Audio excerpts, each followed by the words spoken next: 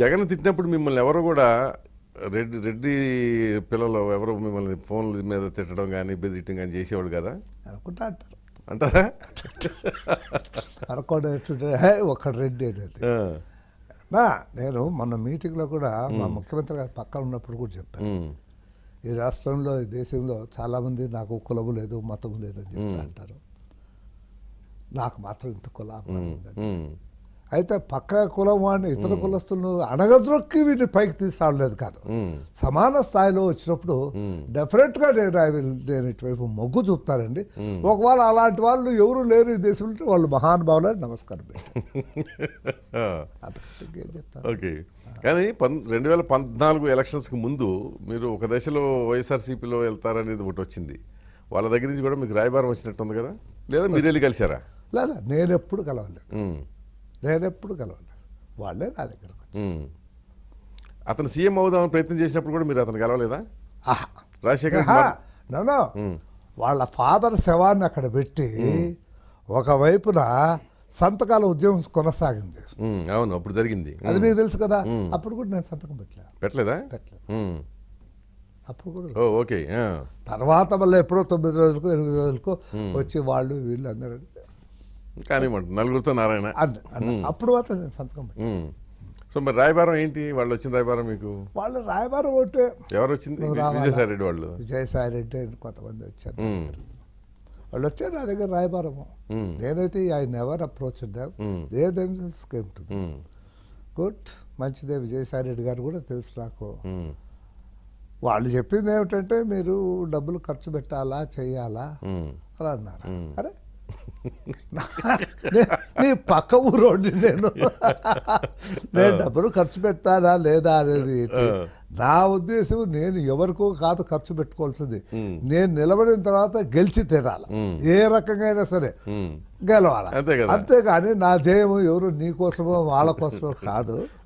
తప్పకుండా గెలుస్తాను, కాళ్ళు పట్టుకుంటాను. నీకు కానీ మీకు నేను ఇంత చూపించాలా ఖర్చు పెట్టాలంటే ఐ సెడ్ నో. వాళ్ళ ఉద్దేశం డిపాజిట్ అనేది వాళ్ళు నాకు చెప్పకపోయినా బహుశా వాళ్ళకి అది ఉంటుంది, అది మనసులో. అంత ధైర్యంగా చెప్పలేదు, నువ్వు డిపాజిట్ చేయాలంటే కాబట్టి వాళ్ళ మాట చెప్పలేదు, డిపాజిట్ చేయాలని చెప్ప. కానీ వాళ్ళ ఇన్నర్ ఉద్దేశం మాత్రం I have to give something అన్న. నేను కప్ప కట్టాలేమయ్యా నేను. వాళ్ళ తాతను చూసినా, వాళ్ళ ఆయన చూసినా, వీడిని చూస్తున్నా, నేను వీళ్ళందరికంటే చాలా పెద్దరెడ్డి. నేను వాళ్ళ తాత చిన్న కాంట్రాక్ట్ చేసినప్పటికీ నేను సిల్వర్ స్పూన్తో పుట్టా, నేను భూస్వామిని. అప్పటికే నేను బస్సులు గిస్సులు అన్నీ ఉన్నాయి నాకు. నేను కప్పం కట్టాలనేటువంటి మాట మాత్రం స్పష్టంగా అన్నా. అన్నారా? అన్నా. ఏమన్నారు అప్పుడు వాళ్ళు? ఏమంటారు, గమనం ఉన్నారు. అంత సులభం కాదు కదా నాతో మాట్లాడు. అంటే వాళ్ళకి అంత ఎక్స్పీరియన్స్ కూడా లేదు మీతో. తెలుసు కదా, అదే మీ గురించి తెలుసు. కానీ బట్ మీరు అతనితోనే అంత ఓపెన్గా క్రిటిసైజ్ చేస్తుంటారు. బట్ మీ అబ్బాయి పవన్ మాత్రం జగన్తో బాగా క్లోజ్గా ఉంటాడు కదా. అది నన్ను both ever all classmates and good friendship. ఎందుకు నేను కూడా మాట్లాడతా. నేను మొన్న పార్లమెంట్లో మాట్లాడినా, ఓకే, కనపడితే మాట్లాడతా. ఏం జగన్ ఎట్లున్నామని. వాళ్ళ ఇంట్లో వాళ్ళు కూడా నాకు తెలుసు. విజయలక్ష్మి గారు నాకు బాగా తెలుసు. మొన్న కూడా ఎప్పుడో మాట్లాడినా ఆమెతో.